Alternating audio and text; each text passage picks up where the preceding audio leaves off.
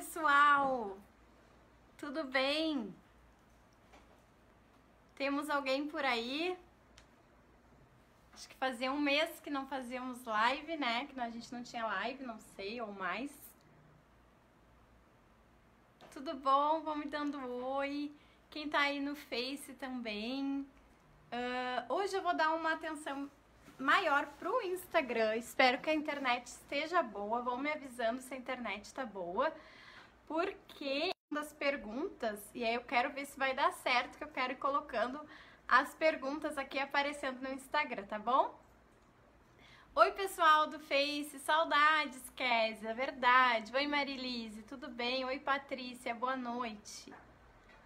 Oi, Elisângela, Thaís, oi pra todo mundo, né? Feliz ano novo, um 2019 assim, ó, repleto de bênçãos na vida de vocês. Muito sucesso também, aonde vocês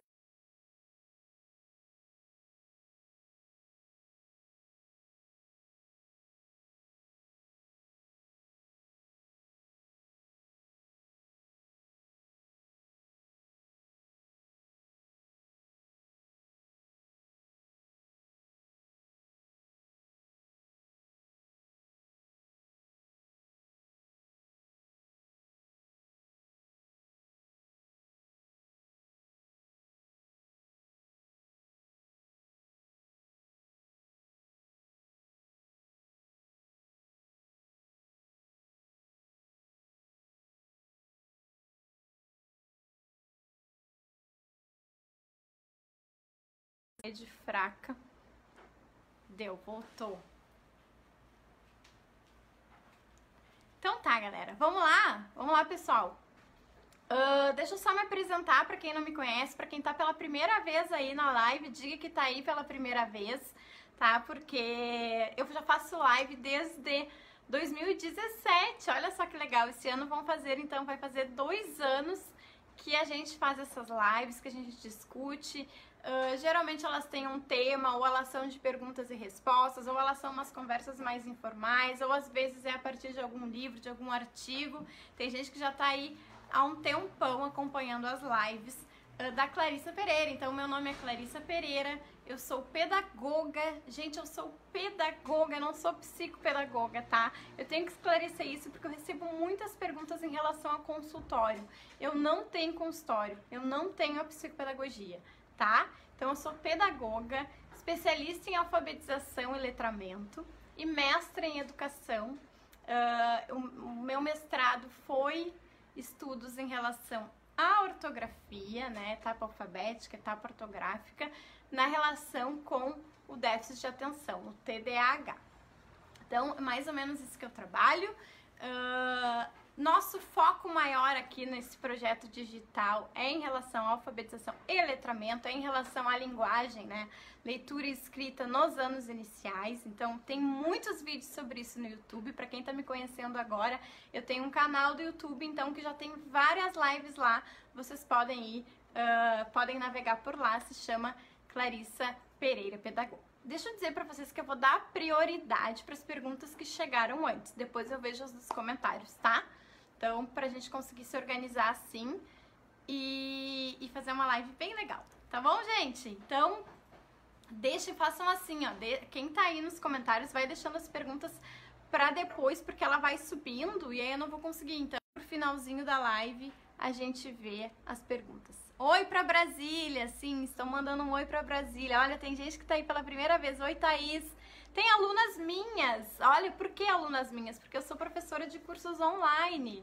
Então, eu tenho 2 cursos, o POP, Programa Ortografia na Prática, o CAP, curso de alfabetização na prática, e teremos novos cursos vindo por aí em 2019. Então, eu tenho várias alunas que estão aí acompanhando a live. Fico bem faceira.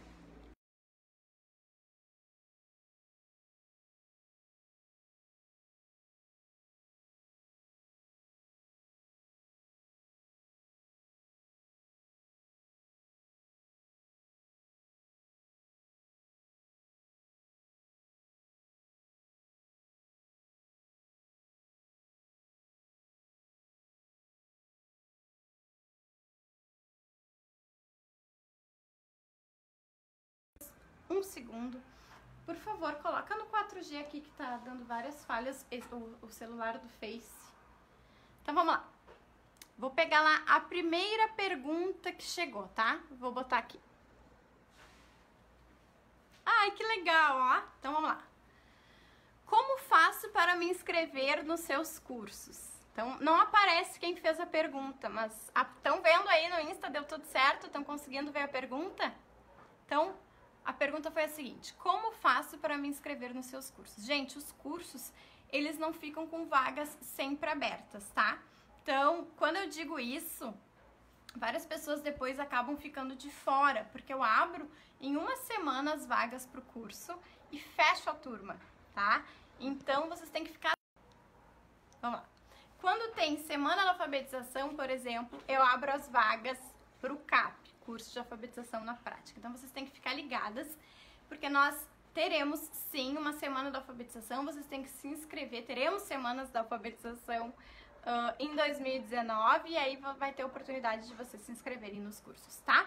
Se vocês quiserem, eu deixo depois nos stories a opção de vocês deslizarem para cima e já se colocarem numa fila, tipo uma fila de espera, uma fila para inscrição na Semana da Alfabetização, que é um evento online gratuito que vale muito a pena fazer, tá? Porque eu disponibilizo vários materiais, são 3 videoaulas longas sobre assuntos bem específicos da alfabetização. Então depois eu deixo nos stories ou o link ali no Face para vocês se inscreverem nessa lista aí, para serem avisadas em primeira mão quando tiver o curso. O curso tem certificado, o curso é numa plataforma digital, o curso tem aulas ao vivo, é um curso bem diferenciado e muito bom mesmo. Se vocês quiserem saber um pouco mais sobre ele, tem vários depoimentos de várias alunas no YouTube falando sobre o curso, tá? Então vocês podem procurar lá no meu YouTube e vocês vão achar esses depoimentos. Vamos para a próxima pergunta? Feliz Ano Novo! Sim, para quem tá me dando Feliz Ano Novo, Feliz Ano Novo. Próxima pergunta. Foi a Priscila que fez essa pergunta. Olha só. Como iniciar o desenvolvimento da consciência fonológica na educação infantil? Muito boa essa pergunta. E já faz relação com algumas outras perguntas que chegaram ali, que eu vi em relação à alfabetização na educação infantil. Como iniciar, então, o desenvolvimento da consciência fonológica na educação infantil? Gente, a gente tem que primeiro entender o que é a consciência fonológica, né? Então, consciência fonológica é a gente dar-se conta, né? Poder manipular intencionalmente, pensar linguisticamente, né? Nas questões aí da língua portuguesa, né? No nosso caso, da língua portuguesa, do nosso sistema de escrita alfabética.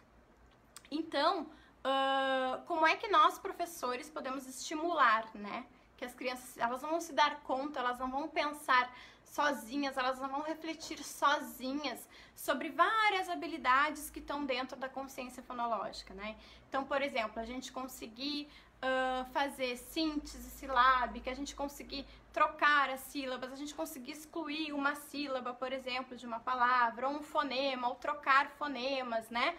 Consciência silábica, dentro da consciência fonológica a gente tem consciência silábica, consciência lexical em relação às palavras, consciência de rimas e aliterações, consciência fonêmica ou consciência grafofonêmica. Eu tenho lives bem específicas, nós vamos entrar totalmente no conceito de consciência fonológica aqui nesse momento para eu poder responder todas as perguntas. Mas como é que lá na educação infantil, gente, desde sempre, né, desde os 2, 3, 4 anos, claro que em cada ano a gente vai ter uma complexidade diferente. Mas é muito legal essa pergunta porque às vezes a gente acha que iniciar letramento e alfabetização na educação infantil é começar com 2, 3 anos a apresentar as letras, o nome das letras, como se isso fosse o mais importante. E não é. Realmente o mais importante é a gente começar a desenvolver as questões de psicomotricidade também, né? De habilidades, enfim, de lateralidade, coisas que são muito importantes para a leitura e para a escrita, e também de consciência fonológica. Então, trabalhar com rimas, trabalhar com a oralidade em relação à consciência fonológica na educação infantil é muito importante e super válido, tá? Então, trabalhar com parlendas, com contos, com músicas, trabalhar em relação às rimas dos nomes das crianças, né? Tentar pensar em relação às sílabas, aos pedaços das palavras, pular, né? Então, mas só que fazer, gente, atividades intencionais. Não só, o que são atividades intencionais? Planejadas para o desenvolvimento da consciência fonológica. Isso tem que estar planejado, né? Então, não pode simplesmente todo dia só a gente chegar lá e brincar de rimas, né? Sem ter todo um planejamento para isso. Então, é importante que isso possa ser desenvolvido em projetos, né? Que isso faça parte realmente do planejamento da educação infantil. A caixa do PNAE, pessoal, tem muitas atividades ali que ajudam a gente, sim, no ensino, né, no trabalho, no desenvolvimento da consciência fonológica com as crianças. Então, as escolas que receberam a caixa amarela do PNAE, que foi feito lá pelo grupo de Pernambuco, né, do CEL, lá do Arthur Gomes de Moraes, coordenado pelo Arthur Gomes de Moraes, essa caixa é maravilhosa. Com muito cuidado pra gente... E aí vem um pouco da minha posição, né? E isso é importante em relação à metodologia de alfabetização, enfim. Com muito cuidado para não pular etapas. Não tem por que crianças de 3 anos começarem a fazer todo um estudo de segmentação de fonemas, por exemplo, né?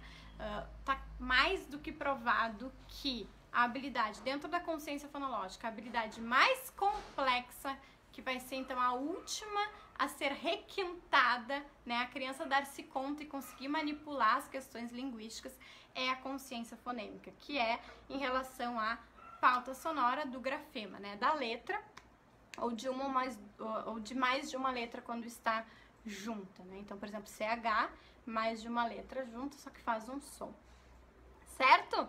Então, eu te convido, Priscila, né, a assistir a minha live, a última live que eu fiz sobre consciência fonológica, que tem várias atividades que vocês podem adaptar.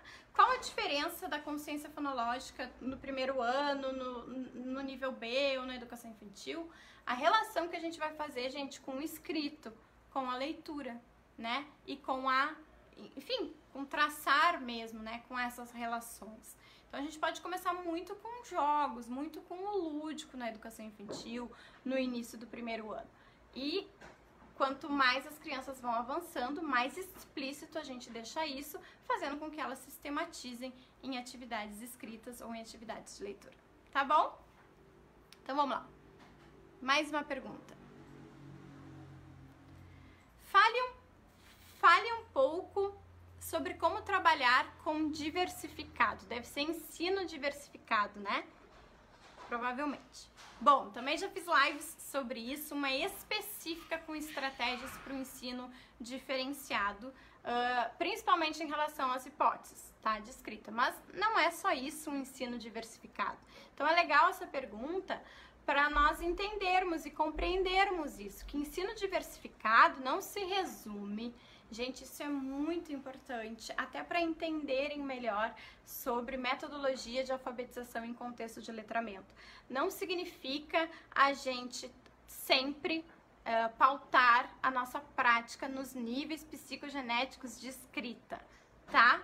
A alfabetização não é isso. A alfabetização não é igual a nível pré-silábico, silábico, silábico alfabético. A gente tem que ter cuidado com isso, porque a gente fica muito bitolado na questão das hipóteses de escrita e esquece todo outro contexto de planejamento, de textos, assim como não é ditadura de textos, né? Que as crianças vão se alfabetizar se estiverem expostas a textos somente. Isso aí tá mais do que velho, do passado, não é isso que autores como, por exemplo, que tá aqui desse livro, do Arthur Gomes de Moraes, fala. Todos nós admitimos que precisa de um ensino explícito do sistema de escrita alfabética.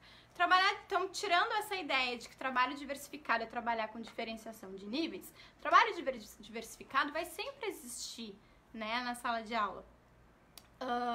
Por quê?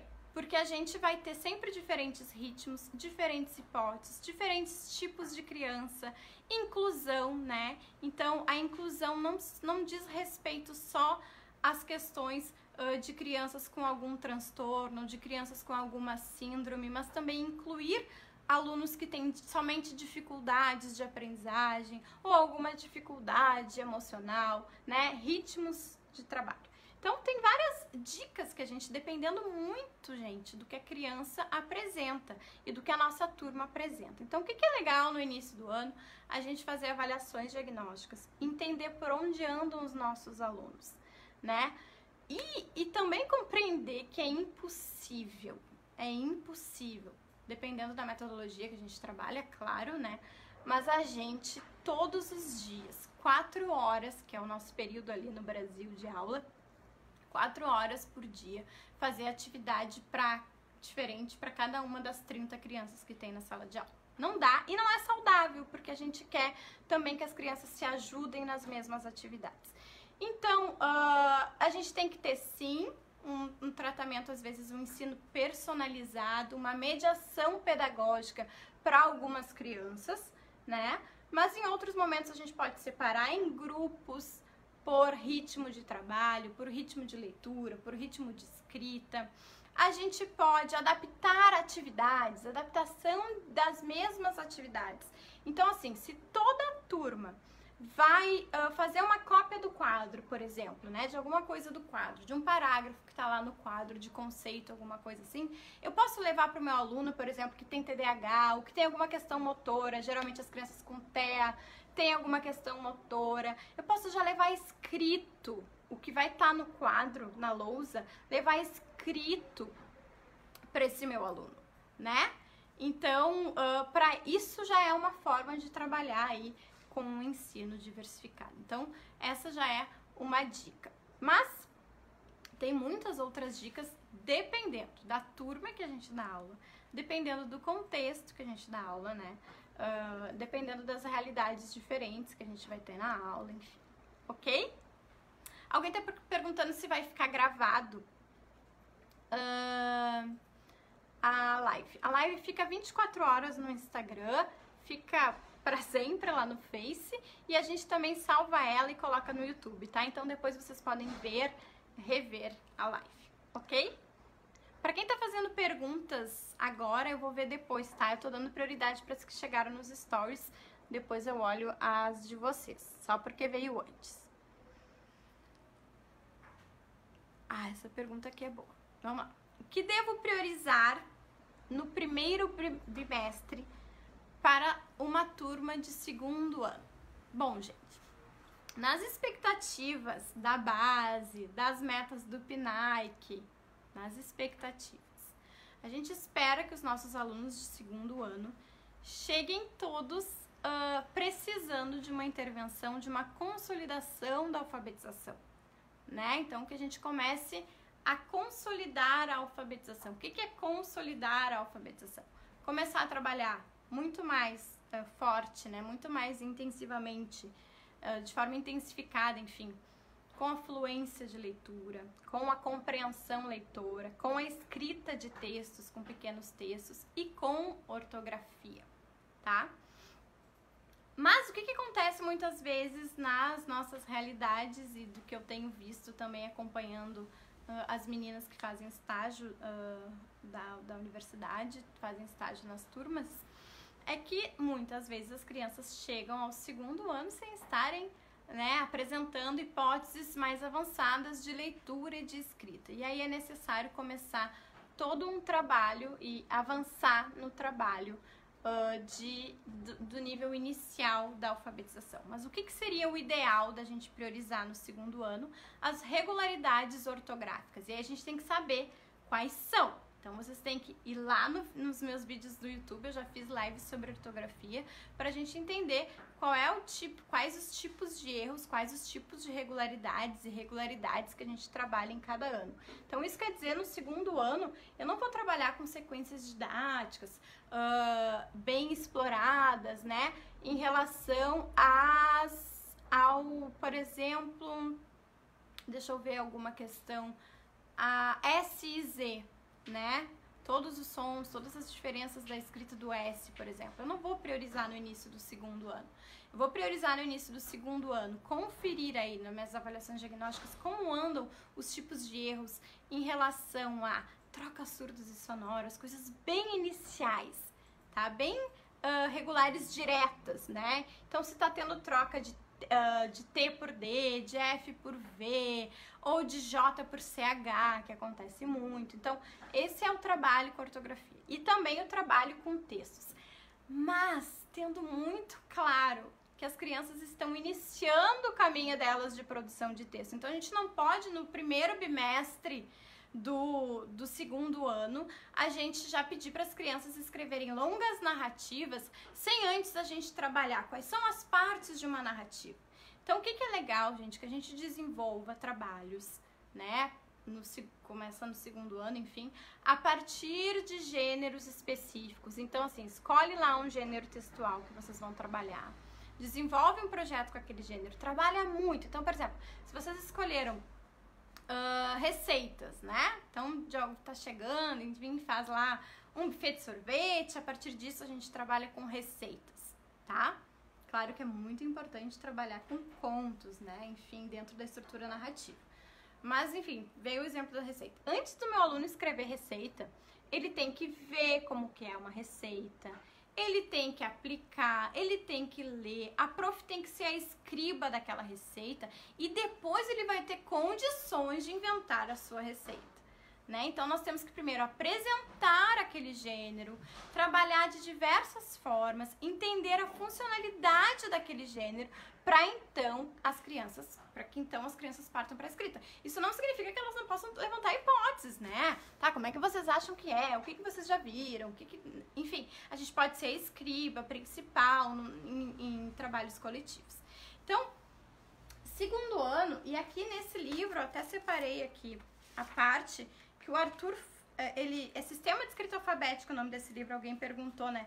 Ele diz exatamente o que é para priorizar no período de alfabetização em relação à ortografia. Olha só, vemos que ao alcançarem uma hipótese alfabética e aprenderem os valores sonoros da maioria das letras, muitas crianças têm dificuldade sobre questões ortográficas que denominamos regulares contextuais, como o emprego do G, GU, ou do C, QU, trocas básicas de criança que está recém-alfabética. R ou RR, então trabalhar com toda a contextualização do RR, entender as regras, fazer transgressões intencionais, então erros intencionais para a gente poder pensar, né? Escrever com as crianças, por exemplo, uma palavra com RR no quadro, e aí perguntar, será que eu poderia? O que tem errado aqui, né? Gente, uma atividade bem legal de fazer com crianças de segundo ano, já vai dar super certo, é a gente deixar escrito na lousa alguma coisa para iniciar o trabalho com ortografia, deixar um bilhete para as crianças errado, né? Então, oi, tudo bem? Sejam bem-vindos ao segundo ano. Quem adivinhar as palavras que estão escritas aqui nesse bilhete da prof e não estão corretas, tem que escrevê-las nesse post-it que está em cima da tua mesa, enfim, né? Essa ideia é bacana para a gente iniciar a ortografia. Importante frisar que trabalho com ortografia, trabalho com produção de texto, cuidar as questões gramaticais, né? Entender por que eles estão fazendo isso, tudo tem que ter uma intenção. Então, assim, a gente vai começar a explorar substantivos próprios e comuns, não tem necessidade de a gente já começar conceitualizando. Substantivos próprios são isso, substantivos comuns são aquilo outro, né? Por quê? Porque a gente vai primeiro enfatizar aqui o nosso nome, né? O nome da escola, o nome das cidades, a gente tem que usar uma letra para diferenciar, uma letra mais... Depois a gente dá o conceito, a gente dá os nomes aos bois, tá? Só que esse é o ideal. No segundo ano a gente começar a trabalhar essas regularidades, né? Ali também ele vai falar do M, do M do N, do NH, da nasalização, e as regulares diretas, né? Que são aquelas nossas que não existe, não, são concorrente, por exemplo, em P, em B, em T, em D, em F, V, isso já pode ser explorado. E se no primeiro ano as crianças já estão no meio do ano, a gente começa, quando elas já estão apresentando hipóteses avançadas de leitura ou de escrita, a gente já começa também a trabalhar com ortografia.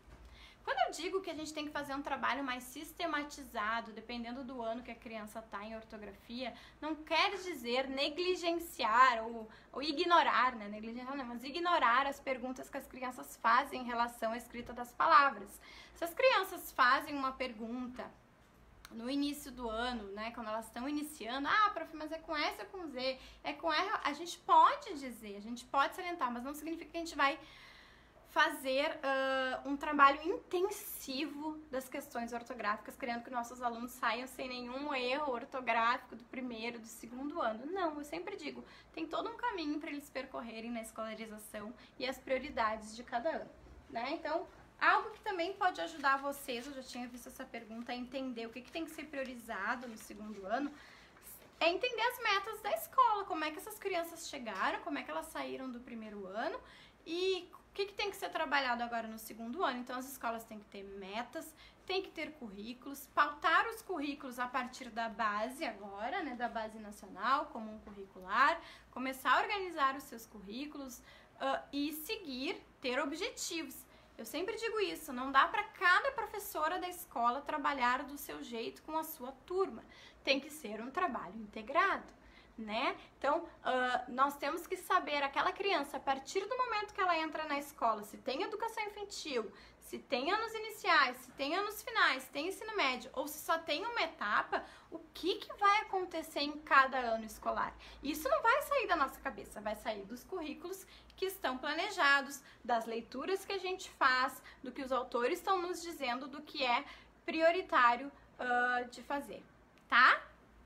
Então, é importante, sim, que vocês tenham as metas, que metas têm que ser alcançadas.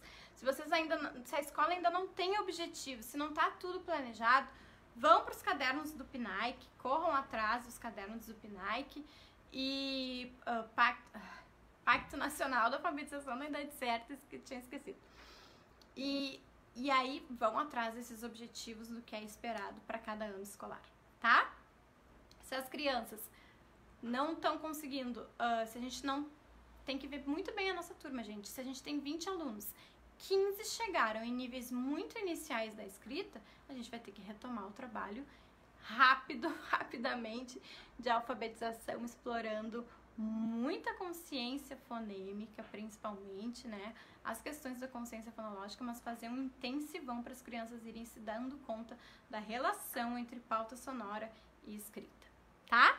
Nossa, vocês estão escrevendo várias perguntas aí, eu não tô conseguindo dar conta de responder, eu fico triste.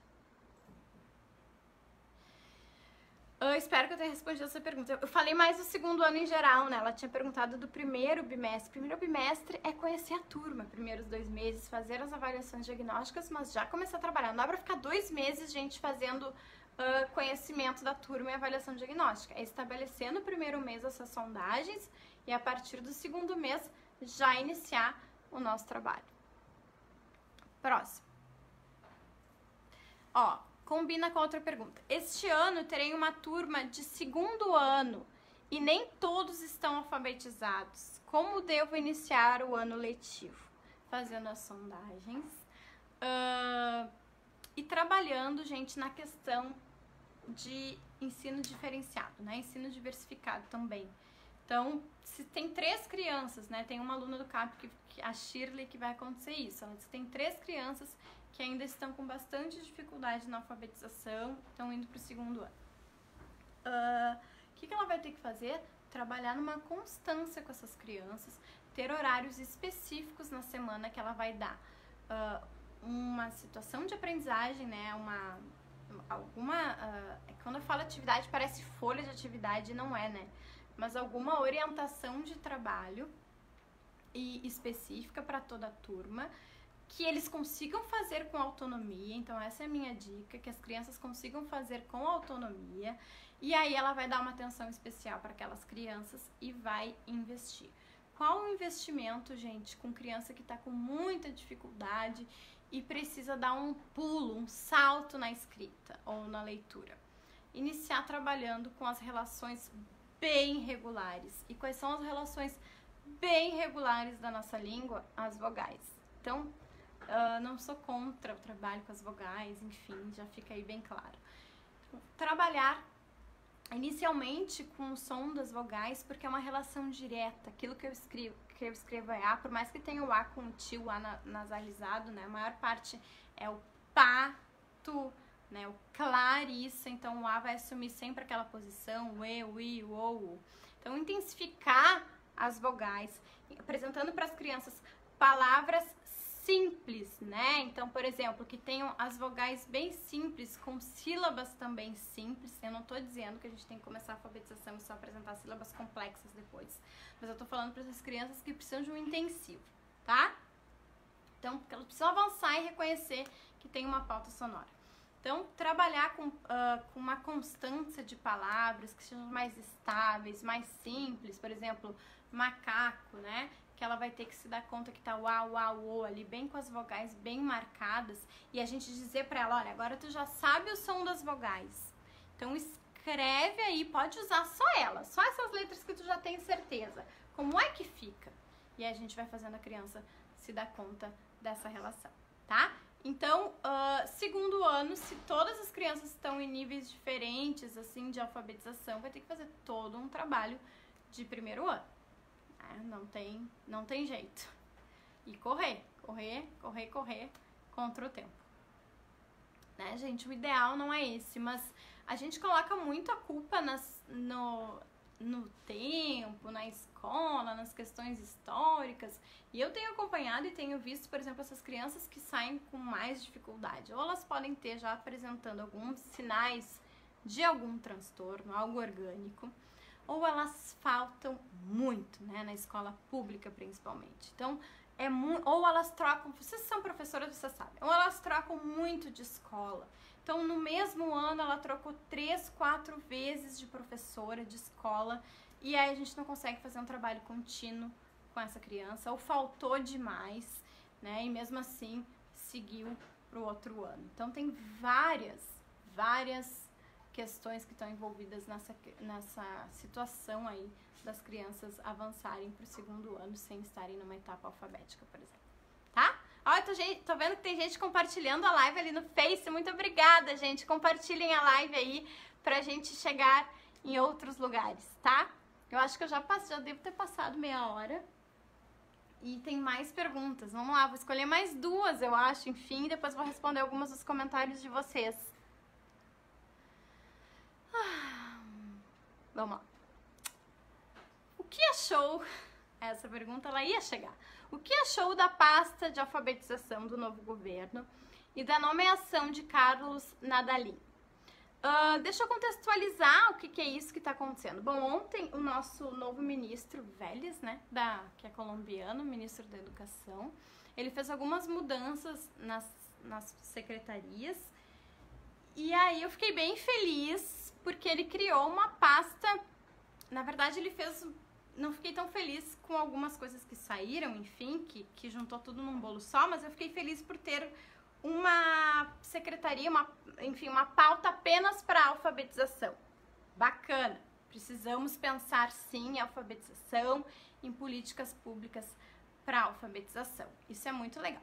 Bom, sobre o professor, né, educador Carlos Nadalim, para quem não sabe, eu não acompanho muito o trabalho dele.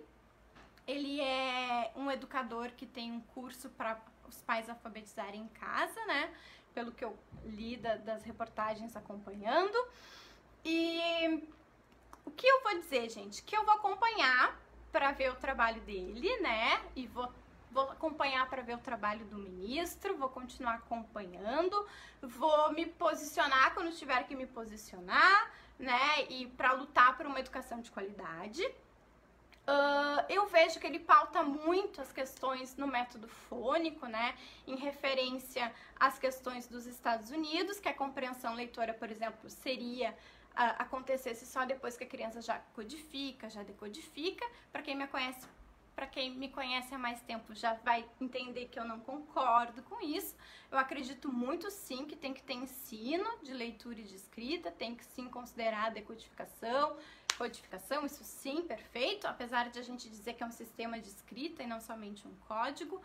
Mas também acho que compreensão a gente pode trabalhar sim desde sempre, desde que a criança ainda não faz, nem sabe o que é A, o que é B, né? Eu acho que a criança, ela já pode sim participar de eventos de letramento na qual a gente conta uma história para ela e ela vai nos dizendo o que está acontecendo, trabalhando com estratégias de compreensão. Então, o meu papel é acompanhar isso e ver se vai dar certo.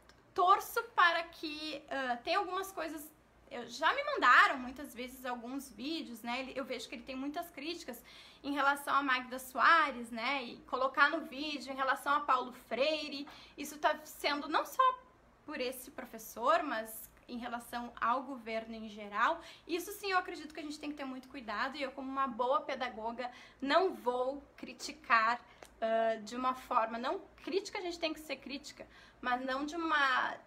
Na minha boca vocês não vão ouvir eu falando mal de Paulo Freire, de Magda Soares, de Arthur Gomes de Moraes. Então, essa é a minha, enfim, o que eu posso dizer. Nós vamos acompanhar e torcer, porque eu acho... Vamos pensar que é super importante, sim, a gente pensar em alfabetização. Então, espero que isso seja priorizado, tá? É isso, por enquanto, em relação às políticas públicas, é isso que a gente tem que pensar e que seja feito o melhor, né? Mas, em relação... Eu preciso realmente falar isso, né? Porque tem o que a gente tem visto aí é até um pouco de falta de respeito em relação às ideias de Paulo Freire, e eu acho que elas têm sim o seu valor. Também acredito que, eu já falei isso em várias lives e com muito cuidado, tem ideias muito errôneas circulando por aí em relação à psicogênese, em relação ao letramento, né? Em relação às ideias de Paulo Freire. Então, umas questões muito assim de que basta estar exposto a texto, que a criança vai se alfabetizar, que a gente quer que a criança seja só política, e não é isso, tá? Então, isso já foi... Acho que essa foi a questão da didática dessas teorias, né? De certa forma, atrapalharam o que a teoria tem em si. Porque a Emília Ferreiro não aponta, não tem um livro da Emília com várias práticas de sala de aula. O que ela apresentou, por exemplo, na Psicogênese da Língua Escrita foi uma teoria sobre como a criança pensa, né? Quais as relações que ela estabelece até chegar à fonetização, o período de fonetização da escrita.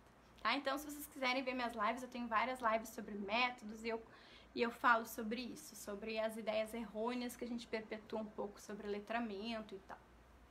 Então, é isso.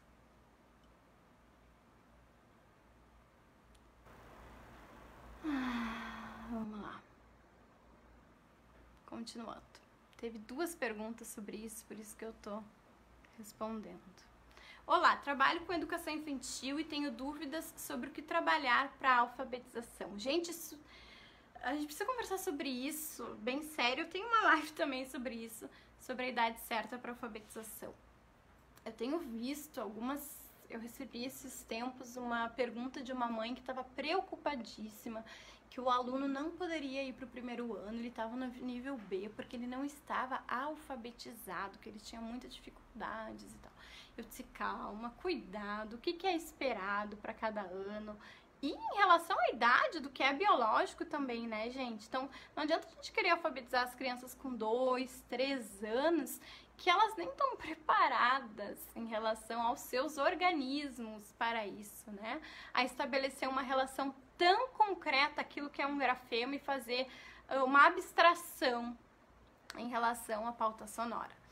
Mas eu acredito sim que no nível B eu não sou contra a gente trabalhar consciência fonológica e conhecimento das letras na educação infantil, né? Eu não acho que a gente tenha que esperar as crianças terem interesse pra gente desenvolver um trabalho de leitura e escrita. E isso é muito importante da gente entender, porque a gente fica às vezes com muito medo de falar em alfabetização para crianças que estão em educação infantil. O livro da Magda Soares, Alfabetização, Questão dos Métodos, aquele azul, ela própria fala isso, né? Que a gente quer datar os períodos, os tempos de alfabetização, e ela diz que a alfabetização é desde o início, né? Tudo é processo de alfabetização quando a gente entra em contato com a cultura escrita, né? Se a gente está numa sociedade, por exemplo, como a nossa, totalmente grafocêntrica. Então, desde sempre a criança vai ter curiosidade, se ela está inserida, né? Se ela está participando de eventos de letramento, ela vai ter curiosidade. Isso vai surgindo. Naturalmente, pode surgir a curiosidade se ela está, olha só que importante isso, se ela está inserida nesse contexto que propicia. Mas a gente não pode esperar que essa aprendizagem também seja natural. Então, sim, tem que ter contextos. E como é que se trabalha a alfabetização na educação infantil? Trabalhando com compreensão leitora. Então, é isso que a gente tem que cuidar. É isso mesmo, Sandra, alfabetização é um processo. Trabalhando com compreensão, trabalhando com contação de história, trabalhando com reconhecimento do livro, né? Então, onde é que está o autor? Sempre quando a gente vai contar uma história lá na educação infantil, olha aqui, gente, aqui tem um título, sabia? Sabem como é que se chama esse livro? Tá escrito aqui. Olha só, aqui tá o autor. Sabia que aqui fica o autor do livro, que é aquele que escreve o livro. E aqui, ó, isso, gente, é tudo fazer a criança se dar conta do que é. Isso é letramento, tá? Isso é letramento e isso é alfabetização. Então, tem que ter sim, acho que tem que ter um início. Penso que neste livro aqui, o Arthur Gomes de Moraes é muito político e muito enfático, que no nível B, as crianças já tinham que sair com uma hipótese silábica, né? Que acontece lá em Lagoa Santa, onde a Magda Soares coordena as práticas de linguagem, né? Ajuda voluntariamente, enfim, faz o trabalho dela lá em relação à linguagem. Mas com cuidado para não ficar priorizando as questões motoras, as questões de cópia de quadro, as questões de ficar repetindo várias vezes a mesma letra. Isso não é alfabetização significativa. Então, a alfabetização na educação infantil é um processo de apropriação, de começar a fazer as primeiras relações, as primeiras propriedades do sistema de escrita alfabética. Então, isso é conhecer o alfabeto, né? Conhecer as relações sonoras entre as unidades linguísticas, né? Então, palavras que terminam parecido, que começam parecido, isso em cada ano, né? Então, a base nos ajuda muito nisso também, a base fala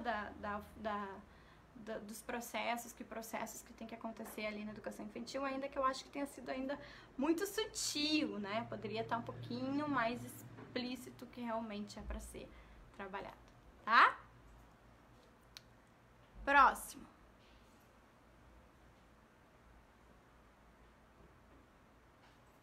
A Larissa perguntou o que é necessário ter ou conhecer para começar o atendimento particular como amiga pedagógica. Bom, gente, esse termo amiga pedagógica, se não me falha a memória e do meu conhecimento, tá? Eu posso ter não 100% de certeza, mas assim 75%, 80%. Foi criado pela Sônia Mugin, uma fonoaudióloga aqui de Porto Alegre. Então ela chama APQ, Amiga Pedagógica Qualificada. E a Sônia, o que ela fazia? Ela supervisionava, ou supervisiona, enfim, ainda, psicopedagogas, algumas pedagogas, algumas fonos, que a Sônia fazia o atendimento na clínica, por exemplo, de crianças com dislexia. E o que a gente fazia? A gente ia até a gente fazia o trabalho em casa. Só que esse é o termo que ela dá. Só que esse termo, eu estudando, assim, para entender no resto do país, eu vejo que tem muito tutoria também, né? As pessoas chamam de tutoria pedagógica. Então, o que é importante? Pode chamar de professora particular? Pode. É só entender o diferencial do que é uma e outra, tá? Porque às vezes a professora particular vai lá por um período mínimo de tempo na casa das crianças e faz um reforço sobre algum conteúdo e tal. A tutora ou a amiga pedagógica vai fazer um acompanhamento maior de rotina com essa criança, não é para acabar em um pouco período de tempo. Vai fazer um trabalho de acompanhamento dos cadernos escolares, dos materiais escolares, dos temas, dos deveres de casa. Vai fazer um trabalho com a família, tá? Eu tô pautando a partir da minha experiência. Um trabalho com a família, então, de ajudar a família a se organizar. Então, eu como A PQ eu já fiz muito de arrumar o quarto com a criança, eu e ela, a gente arrumando o nosso espaço, onde vai ser o espaço de estudos, separando as gavetas, o que vai ter ali de material para cada um dos estudos, estabelecendo metas, rotina com essa criança, entendendo quando ela precisa estudar, o que ela precisa ler, trabalhando muito com jogos também. Então esse é o diferencial. E o que é necessário ter ou conhecer? Bom, eu diria que conhecer muito sobre aprendizagem e sobre começar a entender o que aconteceu comigo. Eu tive que começar a entender um pouquinho de questões de aprendizagem, de questões de o que cada profissional faz, porque eu acabava sendo o elo da criança, da família, com os profissionais que atendiam a criança. Então, psicóloga, psicopedagoga, ou a neuropsicóloga, e às vezes eu tinha que encaminhar a criança, então eu chegava lá, a criança ainda não tinha nenhum atendimento, e eu começava a desconfiar de alguns sinais de descalculia. Eu tinha que encaminhar essa criança, então eu comecei a estudar muito também sobre atendimentos multidisciplinares. Então essa é a minha dica, estudar muito sobre aprendizagem, como a criança aprende e a luta, né, também.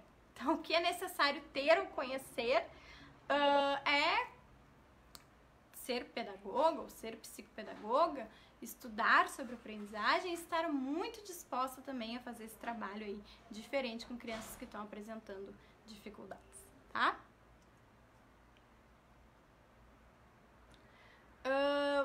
O que falar na primeira reunião para os pais na alfabetização? Gente, eu vou falar de uma maneira geral, reunião de pais, tá? Reunião de pais, a gente tem que ir com uma pauta bem estruturada sobre as combinações da escola. Então, é importante, sim, retomar, mas não assim indo lá e ditando as regras. Também ouvir os pais, ok? E falar, gente, sobre os conhecimentos, deixar os pais tranquilos sobre o que as crianças vão aprender esse ano, o que é tarefa da escola, o que é tarefa da família. Então, tenham isso muito estabelecido, como é que é a filosofia, enfim, a questão da escola em relação a isso, né, para vocês saberem. Então, por exemplo, eu sempre dizia para os pais, olha, cuidem no horário do tempo, né, então, da tarefa de casa. É legal que vocês estejam juntos, mas eu quero que as crianças façam. A tarefa não é para ser feita pela família. A minha visão, a tarefa tem que ser feita pela criança, ela que está aprendendo. A tarefa de casa, o dever, a lição, é um momento para a criança ajudar a sua memória a retomar conceitos que estão sendo vistos e ver se naquele momento dá uma sistematizada sozinha, se ela vai precisar de alguém. Isso não significa que a família vai se ausentar totalmente, ó, se vira. Não, né? Quanto menor a criança, mais auxílio ela vai precisar. Então, levem uma pauta e digam para os pais, deixem os pais tranquilos sobre o que vocês vão ensinar, sobre o que as crianças vão aprender, o que é esperado para aquele ano escolar que vocês... Acho que essa é a dica principal. Deixar os pais tranquilos em relação a conhecimento. Não usar a reunião só para comportamento, tá? Usar a reunião também para conhecimentos cognitivos. O que vai ser trabalhado esse ano? Que projetos a gente vai trabalhar? Como é que a gente pode fazer uma parceria bacana entre a escola e a família? Aí veio... Ó, essa pergunta eu já respondi, tá? Então vamos para a próxima. O que fazer no primeiro mês de aula, no primeiro ano? Gente, depende muito de como vão chegar as crianças, né? A realidade de cada escola, de cada município é diferente. Mas eu diria que vocês têm que compreender uma coisa. Eu vou dar essa dica rápida, tá? Vocês têm que compreender que as crianças não nascem alunos, elas se tornam alunos, né? E não acho ruim elas se tornarem alunos e entenderem rotina escolar, escolarização, entenderem que o espaço está sendo dividido, né? Entenderem que tem certas marcas escolares. Então, por exemplo, caderno, né? Uma marca escolar e como é que isso vai ser usado.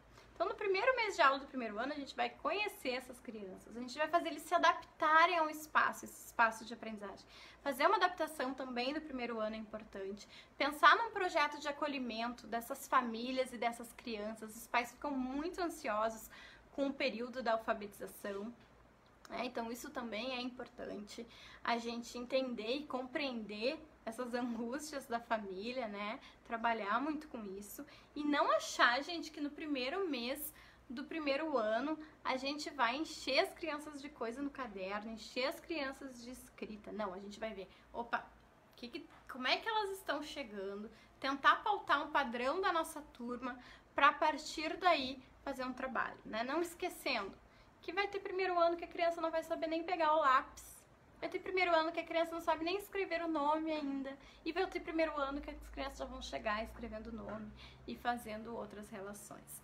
Então, é conhecer a turma, fazer um projeto bem bacana, que eu acho bem legal para o primeiro ano, é desenvolver no primeiro semestre um projeto muito bacana de história da escrita, de construção da escrita, né?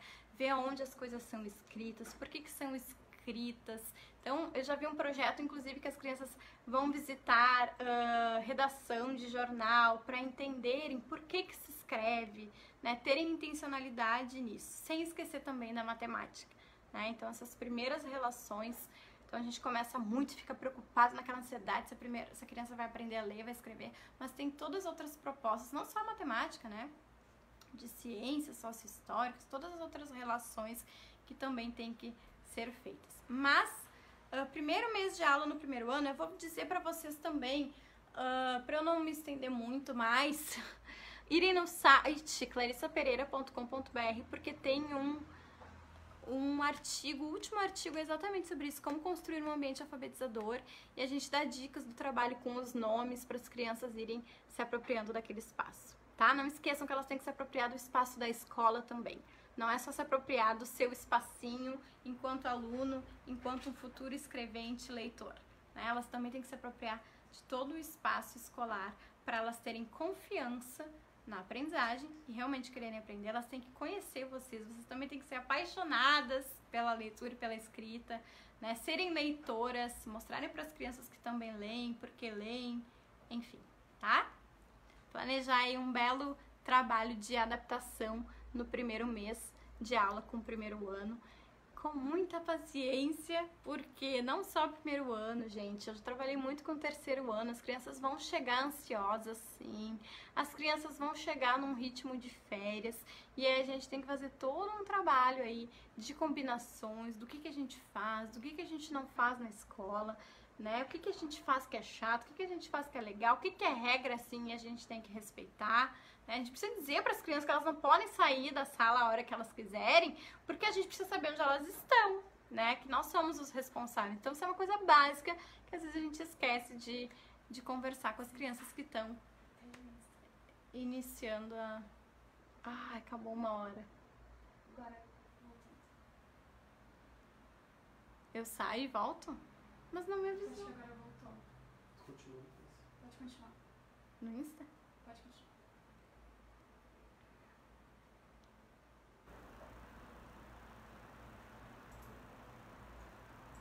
Oi, gente, acho que tinha acabado o Insta. Olha, a Rosana deu uma ideia bem legal.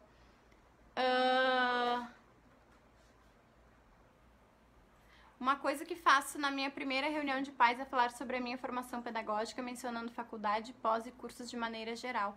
Muito bom, realmente, a gente se apresentar é muito importante. Gente, deu uma travada aqui, mas depois vocês olhem a live lá no Face ou lá no YouTube, tá? Que aí eu já respondi essa aqui.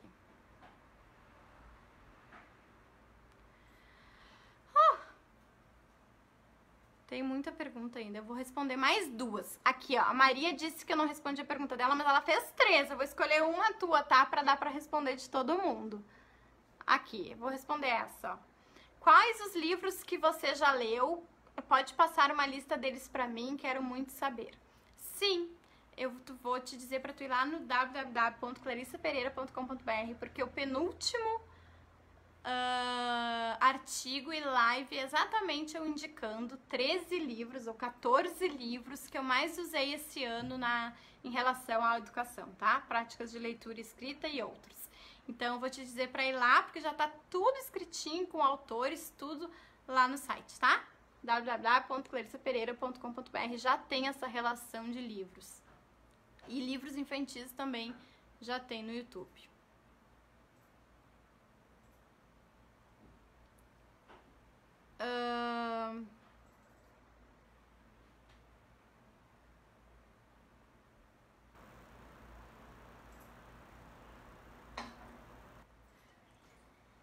Quando abrirá a próxima turma, fiquem ligados, entre janeiro e fevereiro vai abrir uma turma do CAP, tá? Então já acabei de dar um spoiler aí de datas. Tá, gente? Vou escolher então agora uma pergunta. Aqui, vamos fazer o seguinte, quinta-feira que vem... É feriado? Não, né? Quinta-feira que vem, as perguntas que vocês deixaram nos comentários da live de hoje, as perguntas que vocês fizeram aqui no Face, no Insta, eu tento responder mais algumas, porque a gente já passou um tempão de live aí, e aí não vou conseguir responder todas, tá? Então eu vou escolher aqui uma do Face, e agora podem fazer as perguntas como eu tinha combinado lá no início, fazer as perguntas aqui no Insta a partir de agora, pra eu responder, tá? Então vamos lá.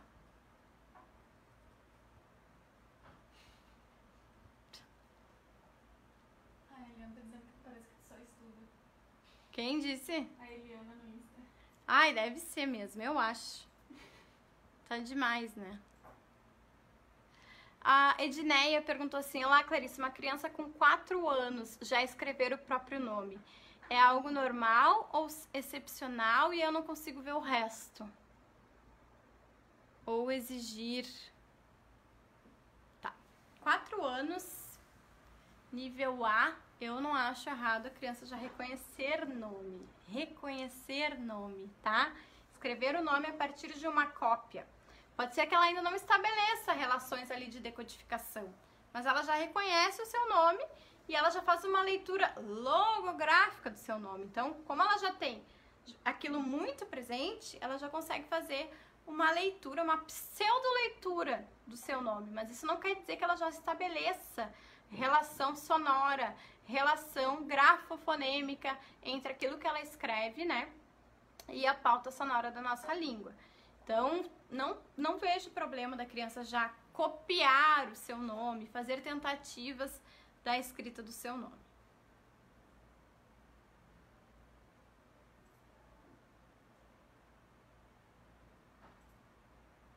A Eliane diz: Clarice, você tem uma vida muito corrida, parece que você só estuda.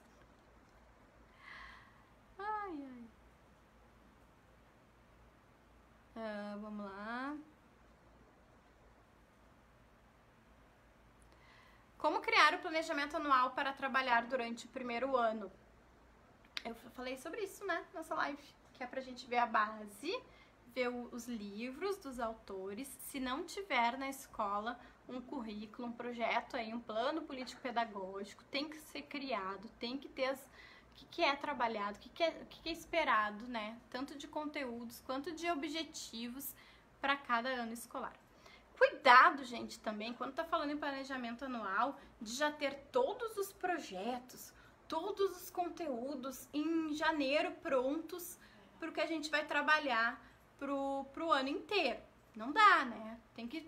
As metas, se a gente coloca metas muito longas, assim, e muitas coisas, talvez elas não sejam cumpridas sem antes conhecer a turma, o contexto da turma. Então, uma coisa é metas, objetivos. Esses sim, tem que estar planejados e a gente tem que saber o que é esperado para cada bimestre, para cada trimestre, todos os anos, mesmo que a gente vá fazendo adaptações, tá? Outra coisa é já saber todas as atividades, todos os projetos, todas as sequências didáticas que eu vou trabalhar. Não, tem algumas que eu sei porque é do currículo, mas outras coisas que também vão ir surgindo. O planejamento é vivo, né? Ele não é estático, ele é totalmente vivo, tá?